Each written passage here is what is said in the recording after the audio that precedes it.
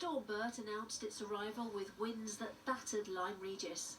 A man in his 60s died after a tree fell on a car near Winchester in Hampshire. Heavy snow made roads treacherous for drivers. This was Renfrewshire in Scotland and saw bus services disrupted across the central belt. Heavy rain caused flooding in parts of Northern Ireland, including this railway line. 5 adults and 5 children had to be rescued from a property after a landslide in North Wales, where heavy rain and flooding also led this river to burst its banks. Newcastle Airport was badly affected, with some flights cancelled, diverted and delayed.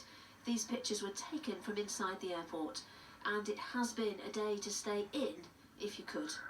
These extremes do seem to be happening more frequently, but one thing's for sure, right across the country today, farmers are going to be out tending their livestock. Power outages affected tens of thousands of homes in Northern Ireland, Wales, England and Scotland. It's been pretty tough out there. The weather conditions this morning were probably the most challenging with the snow. It was quite heavy in areas, difficulty getting access to some of the locations where we needed to carry out repairs. That's kind of improved through the day as the rains come and melted quite a lot of the snow, so that's improved.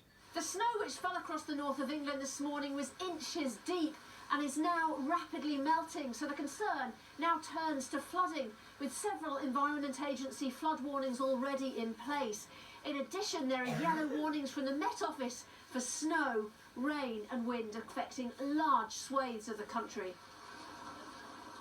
Disruption is likely to continue overnight and tomorrow, with some weather warnings in place until 9 o'clock tomorrow morning.